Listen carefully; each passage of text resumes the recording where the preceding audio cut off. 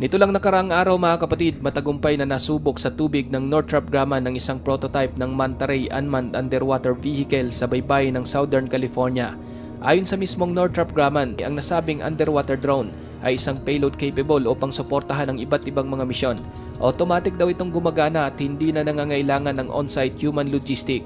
Mayroon din itong energy saving mode at may kakayahang mag-angkla sa seafloor at mag-hibernate o manatili sa ilalim ng dagat sa low power state.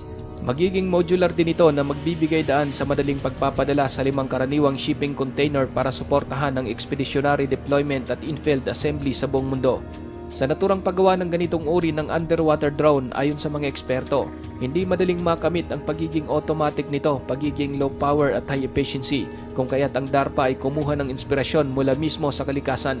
Hindi gumagamit ang sea drone na ito ng traditional na propeller dahil madali lamang daw itong masisira ng iba't ibang elemento. Sa halip, ang Manta Ray UUV ay gumagamit ng tinatawag na biomimicry o mismong ginagaya nila kung ano ang eksaktong kinikilos ng kalikasan. Mapapansin kapatid na ang body shape ng Manta Ray ay naka-streamline. Nakakatulong ito upang mapadali ang pag-operate sa ilalim ng tubig at nagpapahintulot dito na sumisid ng mabagal at magkaroon ng magandang paggalaw ng kanilang mga palikpik na parang mga pakpak. Nakakatulong din ang gliding technique na ito na makatipid ang drone ng enerhiya at ma-optimize ang kahusayan ng kanyang paggalaw. Ang Manta Ray ay gagamit din ng artificial intelligence para alisin ang human intervention na mayroong DARPA Building Command and Control capabilities na nagbibigay daan sa system na matuto at umunlad sa paglipas ng panahon.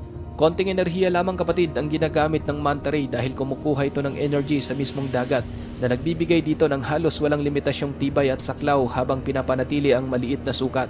Ngayon mga kapatid, paano nga ba nakukuha ng Manta Ray ang enerhiya mula sa dagat na siyang nagpapagana rito ng matagal? Mayroong dalawang paraan upang matugunan ang isyo sa enerhiya ng drone na ito. Ang isang option ay ang solar power, kung saan ang mga baterya ay nagre-recharge mula sa isang solar array na isinama sa estruktura ng drone. Ngunit kapag sumisisid na ang drone, nawawala ang sikat ng araw, kaya posibleng aakyat ulit ito sa ibabaw para mag-charge. Ang kawalan ng sikat ng araw sa ilalim ng dagat ay hindi na pinoproblema ng Manta Ray dahil ang pangalawang paraan kung paano ito makakakuha ng enerhiya ay nanggagaling sa wave energy o enerhiya na nagmumula sa mismong alon. Sa isang DARPA video noong 2022, makikita ng nasabing drone ay mayroong tinatawag na wave energy harvesting device na ginagawang kuryente ang paggalaw ng tubig. Binibigyang daan ng feature na ito ang drone na manatiling nakalubog sa sahig ng karagatan habang maingat na nare-recharge ang mga baterya nito at pinapalit ang panganib na matuklasan ng mga kalaban. Ang nasabing mga paraan ang siyang nagiging dahilan kung bakit hindi na kinakailangan ng drone na mag-refuel upang gampanan ang kanyang gagawing mga misyon.